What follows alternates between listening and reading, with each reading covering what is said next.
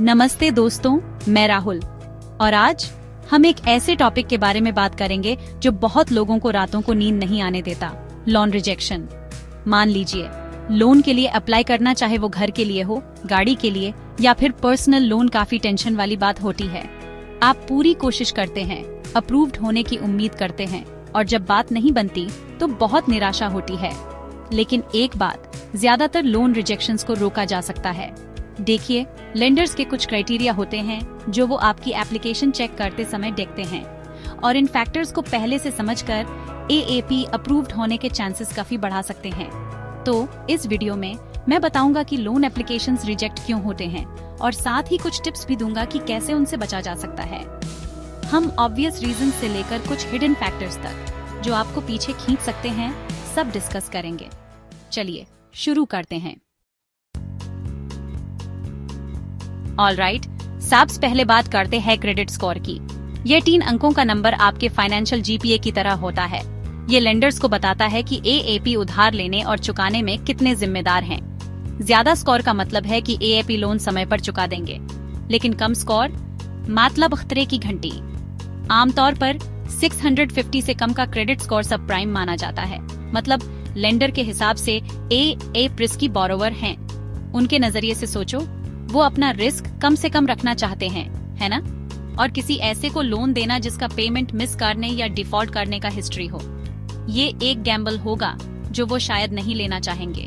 तो अगर आपका क्रेडिट स्कोर कम है तो लोन अप्लाई करने से पहले उसे इम्प्रूव करना बहुत जरूरी है।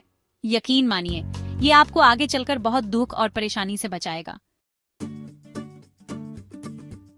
ओके, तो आपका क्रेडिट स्कोर डिसेंट है, आपको लग रहा है कि सब कुछ पक्का है, लेकिन रुको, सबमिट बटन दबाने से पहले 2-3 बार चेक करो कि सारे डॉक्यूमेंट्स जमा कर दिए हैं।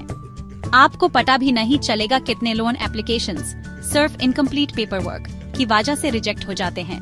हम बात कर रहे हैं proof of identity, income verification, bank statements, मतलब जो भी लेंडर को आपकी फाइनेंशियल सिचुएशन समझने में मदद करे। देखो, ये डॉक्यूमेंट्स कलेक्ट करना थोड़ा बोरिंग लग सकता है, लेकिन बिलीव मी, ये बेहतर है कि रिजेक्शन लेटर माइल सिर्फ इसलिए क्योंकि आप एक पे स्टब देना भूल गए।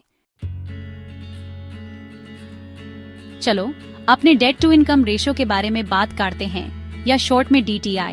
ये बहुत इंपॉर्टेंट है। बेसिकली ये लेंडर्स को बताता है कि आपकी मंथली इनकम का कितना हिस्सा ऑलरेडी एग्जिस्टिंग डेट्स में चला जाता है, जैसे credit card bills, car loans, student loans वगैरह वगैरह। हाई DTI का मतलब है कि AAP ऑलरेडी फाइनेंशियली टाइट हैं, जिसकी वजह से लेंडर्स आपको रिस्की बोरोवर समझते हैं। जरा सोचो, अगर आपकी इनकम का बड़ा हिस्सा ऑलरेडी डेट रिपेमेंट में जा रहा है तो ऊपर से एक और मंथली पेमेंट AAP कैसे मैनेज करोगे? एग्जैक्टली। तो लोन अप्लाई करने का सोचने से पहले भी अपने DTI को अच्छे से देख लो। आइडियली ये 36% से कम होना चाहिए, जितना कम उतना अच्छा। देखो, ये थोड़ा अनफेयर लग सकता है, लेकिन लेंडर्स बोरोवर्स को पसंद करते हैं जिनके पास स्टेबल जॉब हिस्ट्री हो। मैं बात कर रही हूँ कम से कम 2 साल या उससे ज्यादा एक ही जॉब में रहने की। क्यों? क्योंकि ये स्टेबिलिटी, रिलायबिलिटी और एक कंसिस्टेंट इनकम स्ट्रीम दिखाता है। अगर आप कॉन्स्टेंटली जॉब स्विच कर रहे हो या आपके एम्प्लॉयमेंट हिस्ट्री में गैप्स हैं, तो ये थोड़ा आईब्राउज रेज कर सकता है। लेंडर्स सोच सकते हैं कि क्या आप एक स्टेडी जॉब होल्ड कर सकते हैं, जिसका मतलब है एक स्टेडी इनकम लोन रिपे करने के लिए। बिल्कुल, एक्सेप्शंस तो होते ही हैं और कभी कभी जॉब चेंजेस अनअवॉइडेबल होते हैं, लेकिन अगर आप नियर फ्यूचर में लोन अप्लाई करने का प्लान कर रहे हैं तो अच्छा होगा कि आप ट्री करो और अपने करंट रोल में कम से कम 2 साल तक बने रहो, अगर आप कर सकते हो। देखो, लेंडर्स ये देखना चाहते हैं कि आप इतना कमाते हो कि लोन रिपेमेंट्स आराम से कर सको। वो बुरे नहीं हैं, बस अपना रिस्क कम करना चाहते हैं और देखना चाहते हैं कि आप ज्यादा बड़ा निवाला ना ले रहे हो।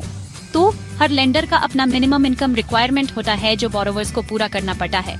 ये requirements loan type, loan amount और आपकी क्रेडिट वर्दीनेस भी डिपेंड करते हैं। बॉटम लाइन, लोन अप्लाई करने से पहले चेक कर लो कि आप लेंडर के इनकम ब्रैकेट में हो। ये आपका टाइम और फ्यूचर में होने वाला डिसअपॉइंटमेंट बचाएगा।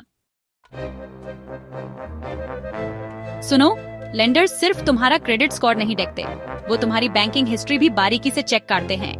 वो देखना चाहते हैं कि तुम रोजमर्रा के खर्चे कैसे मैनेज करते हो। अगर तुम्हारे बाउंस्ड चेक्स का हिस्ट्री है, इरेगुलर अकाउंट ट्रांजैक्शंस हैं या बार बार अकाउंट ओवरड्राफ्ट हो जाता है, तो ये कुछ सीरियस रेड फ्लैग्स रेज करेगा। अपने बैंक अकाउंट को एक फाइनेंशियल रिपोर्ट कार्ड की तरह समझो। ये लेंडर्स को तुम्हारे फाइनेंशियल हैबिट्स और रिस्पॉन्सिबिलिटी के बारे में बहुत कुछ बताता है। तो अगर तुम नियर फ्यूचर में लोन अप्लाई करने का प्लान कर रहे हो, तो जरूरी है कि तुम क्लीन अप योर एक्ट करो और इंश्योर करो कि तुम्हारी बैंकिंग हिस्ट्री स्क्वीकी क्लीन है। जरा सोचो, आपको एक लोन ऑफर मिला, बिल्कुल परफेक्ट लग रहा है, आप उसके बेसिक रिक्वायरमेंट्स फुलफिल करते हो, आपको लगता है कि लोन मिल जाएगा, और अचानक रिजेक्शन। ऐसा क्यों? देखो, हो सकता है कि आपका प्रोफाइल मैच नहीं कर रहा है। हर लेंडर का स्पेसिफिक टारगेट ऑडियंस होता है लोन प्रोडक्ट्स के लिए।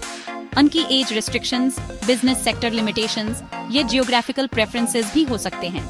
जैसे कुछ लेंडर्स मेडिकल प्रोफेशनल्स को लोन देते हैं, जबकि कुछ स्पेसिफिक स्टेट्स में बोरोवर्स को टारगेट करते हैं। इसलिए अप्लाई करने से पहले देख लो कि एएपी लेंडर के आइडियल बोरोवर प्रोफाइल में फिट करते हो या नहीं। सच बताना है तो लेंडर्स का काम है पैसा उधार देना, और वो चाहते हैं कि उनका पैसा वापस भी आए। सीधी सी बात है। तो अगर आपका पहले कभी लोन डिफॉल्ट या लेट पेमेंट हुआ है, तो उनके लिए ये एक बड़ा खतरे की निशानी है। उन्हें लगता है कि आप शायद उतने रिलायबल बोरोवर नहीं हो और आपको पैसा देना रिस्की हो सकता है। देखो, मैं जानती हूँ लाइफ में कभी कभी ऐसा हो जाता है और चीजें बिगड़ जाती हैं। लेकिन अगर आपके क्रेडिट रिपोर्ट पे कोई पास डिफॉल्ट्स हैं, तो उनको सीधा एड्रेस करना बहुत जरूरी है। लेंडर से बात करो, पेमेंट प्लान बनाने की कोशिश करो, और जो भी हो सके सब कुछ क्लियर करो। ये बात खास तौर से सिक्योर्ड लोन्स पे लागू होती है, जैसे मॉर्गेज या कार लोन, जहां एएपी कोई एसेट कोलैटरल के तौर पे रखते हैं। लेंडर्स ये सुनिश्चित करना चाहते हैं कि जो प्रॉपर्टी एएपी सिक्योरिटी के तौर पे दे रहे हैं, उसकी वाकई कुछ वैल्यू है और उससे जुड़े कोई लीगल इश्यूज तो नहीं हैं। तो अगर एएपी सिक्योर्ड लोन अप्लाई करने का प्लान कर रहे हैं, तो सब कुछ परफेक्टली सेट रखें। अपने प्रॉपर्टी डॉक्यूमेंट्स सही से अरेंज कर लें, टाइटल क्लियर है ये कंफर्म कर लें, और करंट मार्केट वैल्यू पता करने के लिए एक्यूरेट अप्रेजल करवा लें। लोन एप्लीकेशन में को एप्लीकेंट ऐड करना दो धारी तलवार जैसा है।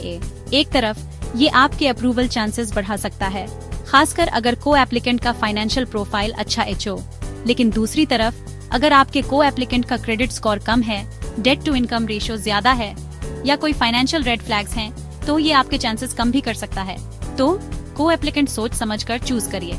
मेक श्योर कि उनका क्रेडिट हिस्ट्री अच्छा हो, स्टेबल इनकम हो और रिस्पॉन्सिबल फाइनेंशियल ट्रैक रिकॉर्ड हो। याद रखिए, उनका फाइनेंशियल सिचुएशन आपके लोन एप्लीकेशन को डायरेक्टली इम्पैक्ट करेगा।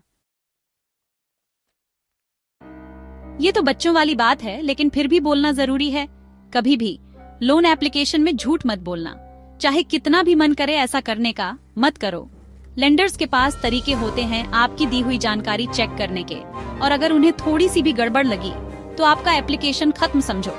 याद रखना, ईमानदारी ही सबसे बढ़िया नीति होती है, खासकर जब पैसे का मामला हो।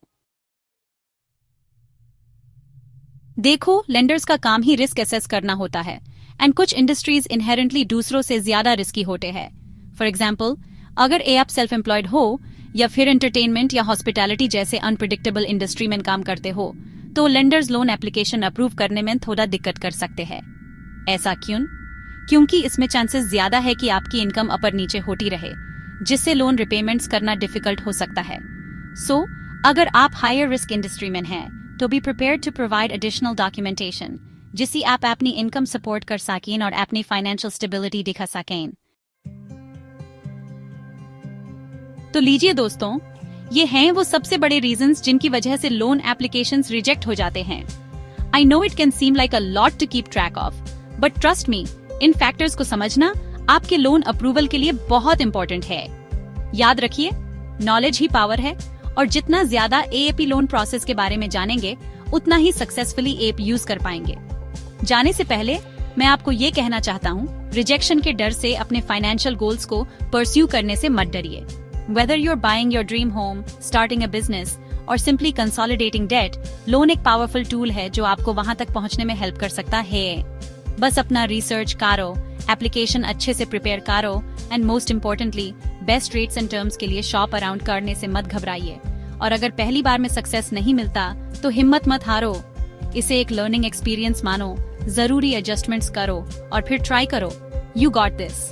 इन की रीजंस को समझना आपको लोन एप्लीकेशन को बेटर प्रिपेयर करने और अप्रूवल के चांसेस बढ़ाने में हेल्प करेगा।